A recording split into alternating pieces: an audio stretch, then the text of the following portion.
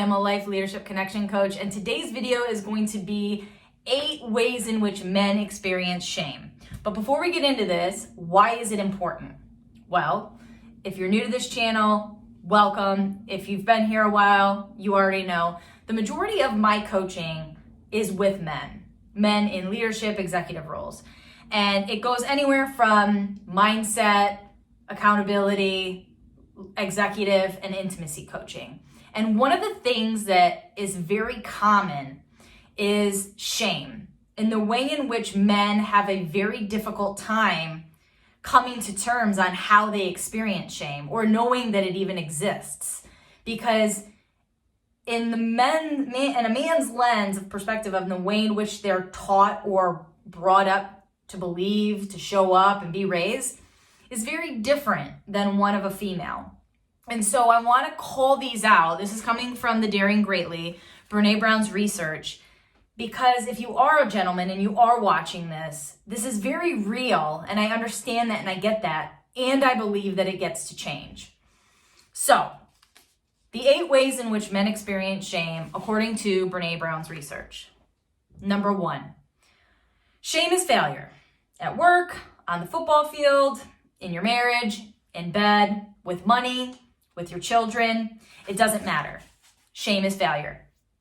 Number 2, shame is being wrong. Not doing it wrong, but being wrong. Number 3, shame is a sense of being defective. Number 4, shame happens when people think you're soft. It's degrading and shaming to be seen as anything other than tough. Number 4, number 5. Revealing any weakness is shaming. Basically, shame is weakness.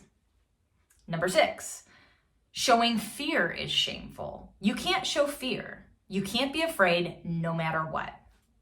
Number 7, shame is being seen as the guy you can shove up against the lockers.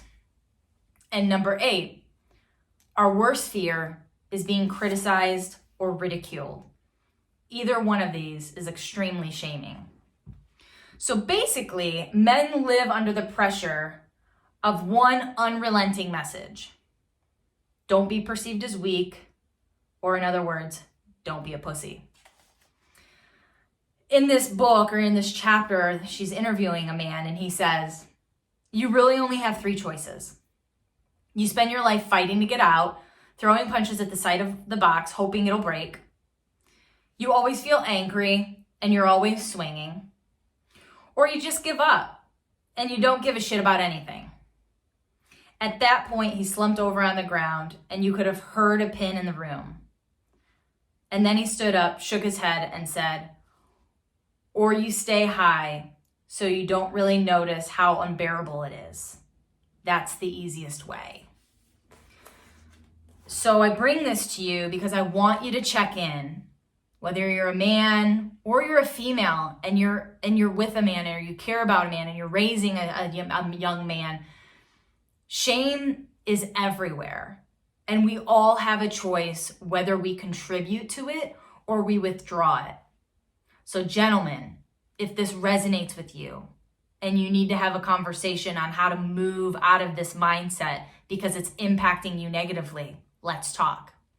If you are a female and you are with a man and or have a son, I want you to be more mindful as to how you contribute to this and start utilizing actions that will withdraw this presence, because this is toxic, it's unnecessary, and it's not healthy. So let's be the change. Thanks for watching.